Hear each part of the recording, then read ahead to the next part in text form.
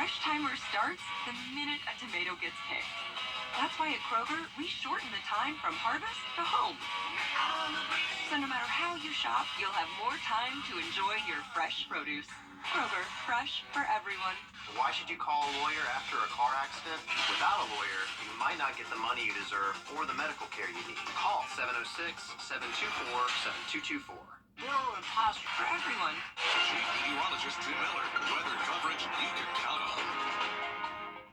The Live 5-for-6 Skyview Network, sponsored by Terry Lambert Hyundai. Well, if you thought today was beautiful, wait till you see what's happening over the next couple days as we finally get to the 80s. A full look at a very warm 5-for-6 forecast straight ahead. Right now on News Channel 6 at 4, our local Head Start program reopens after an issue with air quality in the building. We have reaction from parents. Plus, historic Augusta announces its endangered properties list. We'll take a look at the locations on that list. And a new way to manage ADHD, a video game that's helping people improve their attention span as News Channel 6 at 4 starts now. Live from Television Park, this is WJBF News Channel 6 at 4. Good afternoon, everybody. I'm Brad Means. And I'm Jenny Montgomery. Thank you so much for joining us. Coverage you can count on begins with parents at South Richmond Head Start demanding that child care leaders produce the results of a recent air quality test. They say mold inside the building made their children sick. Augusta Mold Control and Removal performed an air quality test on the Deansbridge Road facility on October 9th.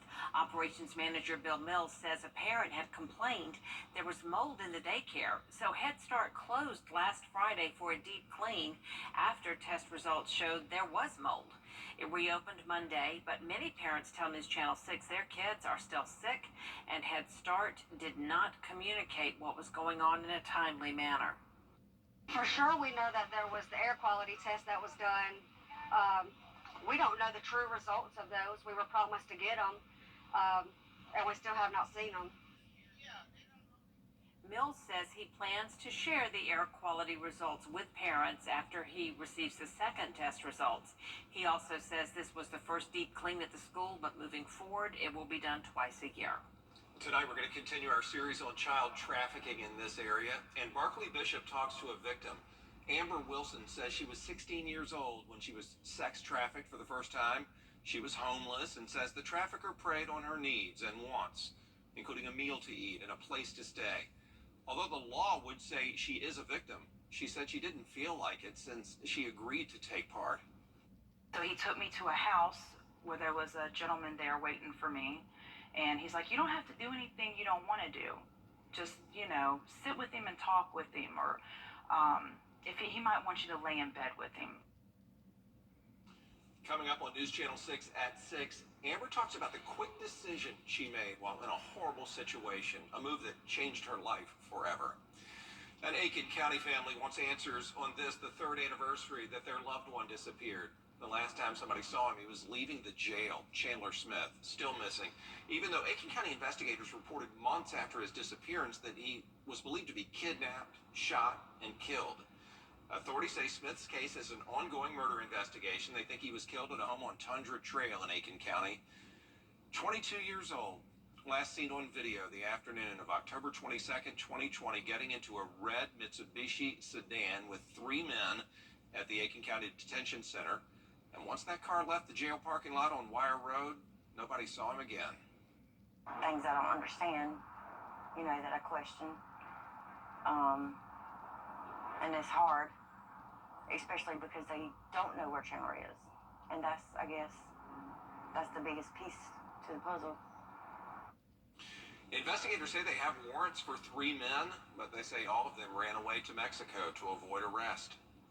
The state Supreme Court has rejected a lower court ruling challenging Georgia's restrictive abortion law. The lower court ruling claimed the law was unconstitutional because it was enacted in 2019 when Roe v. Wade allowed abortions well past 6 weeks. The U.S. Supreme Court overturned Roe last year. Today's ruling does not change abortion access in Georgia. The state Supreme Court had previously allowed enforcement of the ban to resume while it considered the appeal. Time now for a first look at the weather. Our chief meteorologist, Tim Miller, is here. Students at Columbia County schools, at some schools at least, could be walking different hallways down the road. Westmont Elementary will open in the fall of 2024, brand new school going up there, and school officials are recommending shutting down South Columbia Elementary as a result. North Columbia Elementary will open for the 2025-26 school year. These changes could mean redistricting for some families. 4 public meetings are scheduled to discuss the proposal. The first one is today at 5:30 at the Board of Education office on Hereford Farm Road. We'll have a full report tonight on News Channel 6 at 10 and 11. Esports are increasing in popularity. They are a growing part of the extracurricular options at a lot of local schools. Columbia County has had esports teams in every high school for years. Now one of the coaches is getting recognition all across the state. Harlem High School's esports team is in its 4th year, and last year they got 2nd place out of more than 100 teams at a state competition.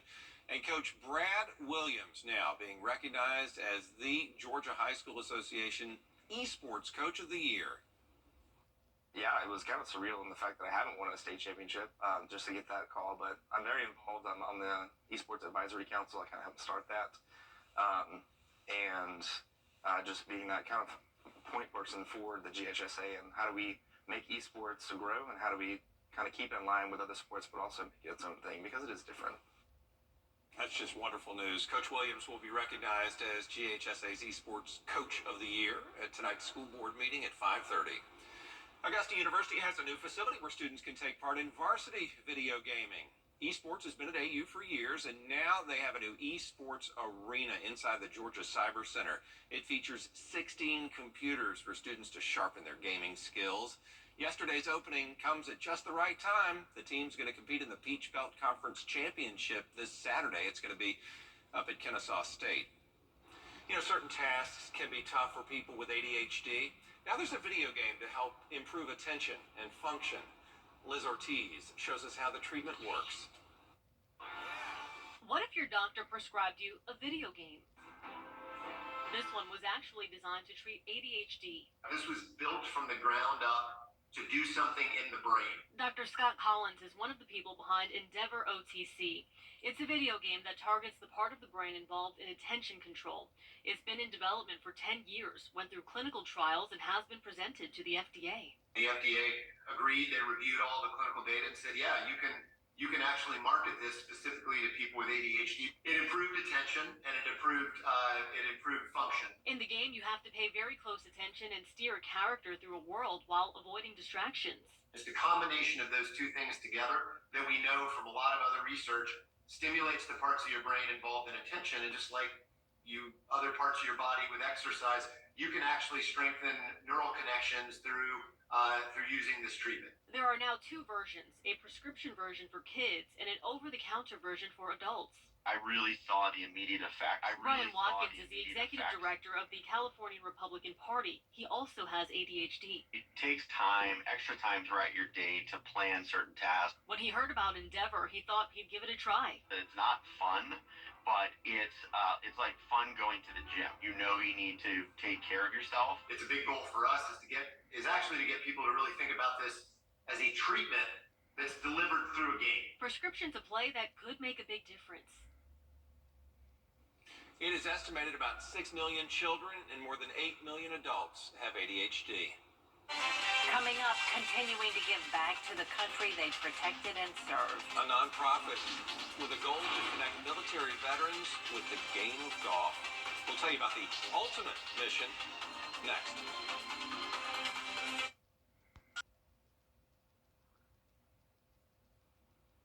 Welcome back, everyone. As we approach Veterans Day, we'll be bringing you stories of people who served and continue to make a difference in the community. Today, a look at an Army veteran who hopes the sport he loves can change the lives of those who leave the military. Jeremy Hubbard reports.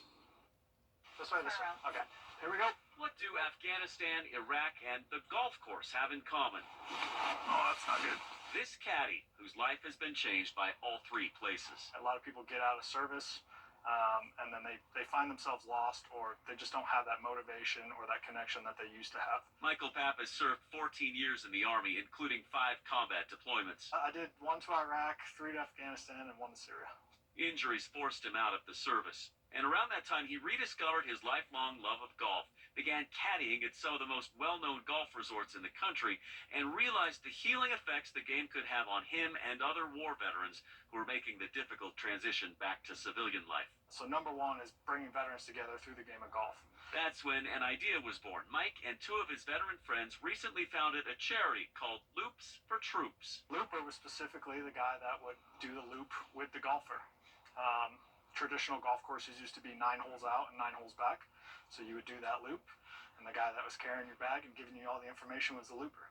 Their nonprofit aims to thoroughly train veterans in an intensive course over a few weeks and get them ready for a potential new profession as a golf caddy, with the ultimate goal of helping place them in jobs at courses around the country. Hey, maybe you enjoy golf. Why don't you come learn something new and see if you like it?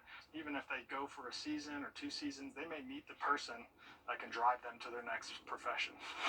While most golfers likely find frustration out here on the course, Pappas finds purpose.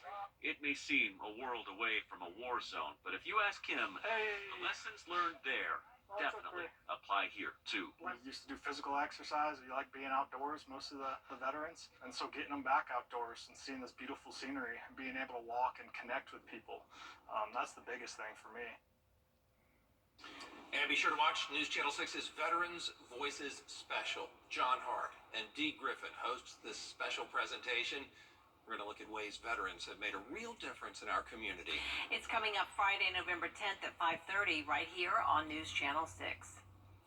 Will the cooler morning temperatures continue? Tim Miller answers that next.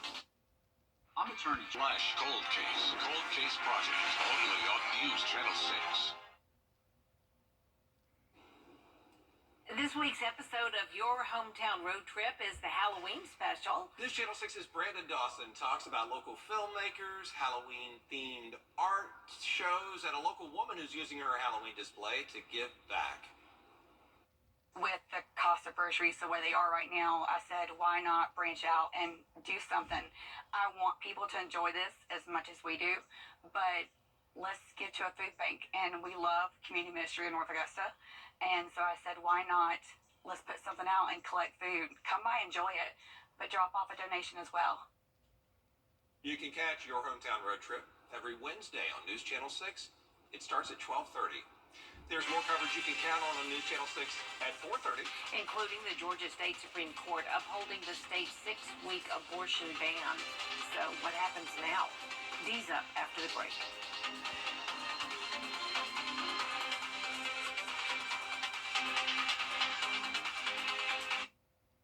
Little mattress store or a mattress warehouse? The Live Viper 6 Skyview Network, sponsored by Terry Lambert Hyundai. Well, this great fall forecast will continue as we have temperatures now climbing into the 80s over the next couple days. We'll detail a full, very warm Viper 6 forecast straight ahead.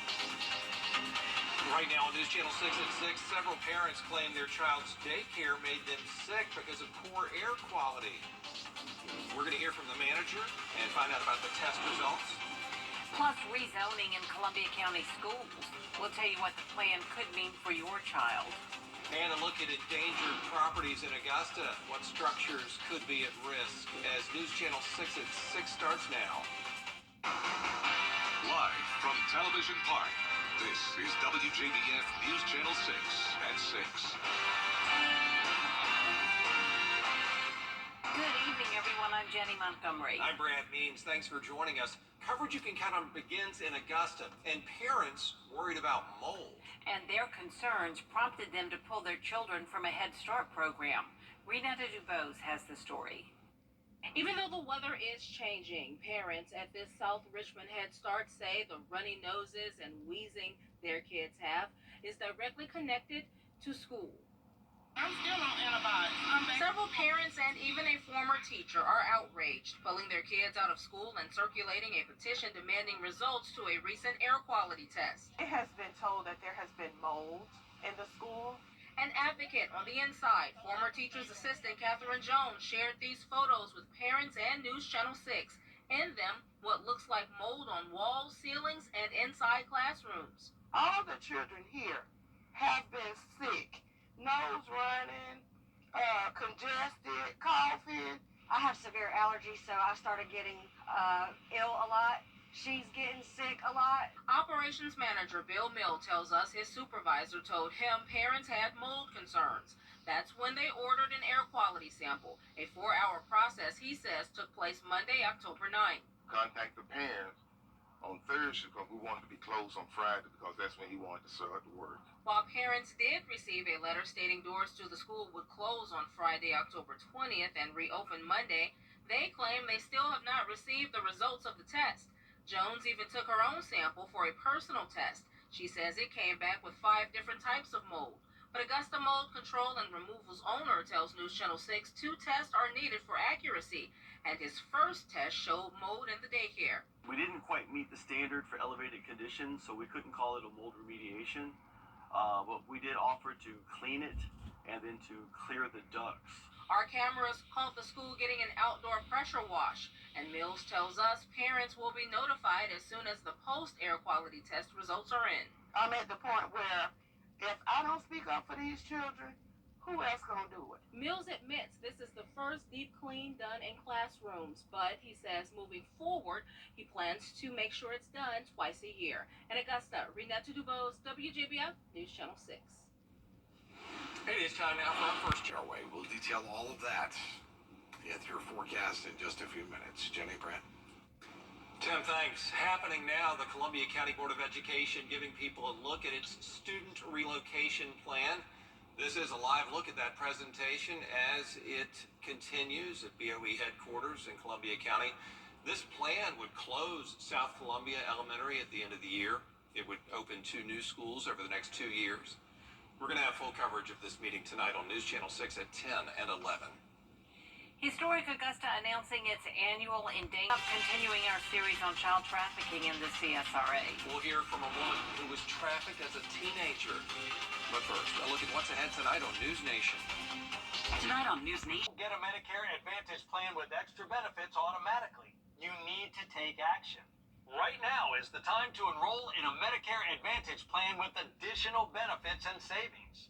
Call 800-380-8415. That's 800-380-8415. Call now. Over the last few weeks, Barclay Bishop has been investigating what child sex trafficking looks like in our area. Tonight, a victim shares her story. We get more now, hidden in plain sight. So this is actually a picture of me just before I ended up homeless. Amber Wilson was just 15 years old and had nowhere to go. Up to that point, she tells me her world was full of sexual abuse starting as early as 3.5 years old. Growing up, she would move back and forth between her mother and father's house. So one afternoon I came home and everything was on the front porch that belonged to me in trash bags, and after peering in the windows, nothing was there. I realized that I was now alone. 15 years old and homeless. Amber spent many nights sleeping in the woods. Her days were spent begging for change at the corner store. It was there that she says a man in his 50s started to notice her. So one afternoon he called me over to his car and asked me if I wanted to go over to his house and get something to eat, and just, you know, kind of was being kind, is what I thought. Looking back, Amber says it was obvious he was grooming her. Then one day, he asked to take photos of her using his Polaroid camera. I just kept remembering that sound of that picture coming out of that camera. You know, and it just echoes in my head even still today. She was frozen in fear, but the abuse she experienced as a child helped her to mentally escape every time it happened. You don't really know what to do or what to say. There's no one that is there to help you, and so you just kind of let it happen. It didn't take long before things progressed. And so he took me to a house where there was a gentleman there waiting for me, and he's like, you don't have to do anything you don't want to do. Just, you know, sit with him and talk with him, or if he might want you to lay in bed with him. Amber says she was scared every time, but she was also scared of going hungry. He said I didn't have to do it, but he knew my vulnerabilities, and he knew that I needed money to, buy food and to be able to get a hotel maybe for a night. Amber says she didn't feel like a sex trafficking victim since she willingly took part. And with no one to confide in, who would she tell?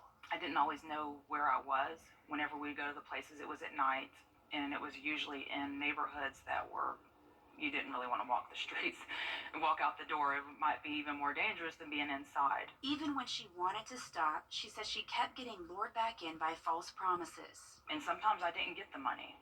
He would tell me that he couldn't pay me, or that I would get it the next time.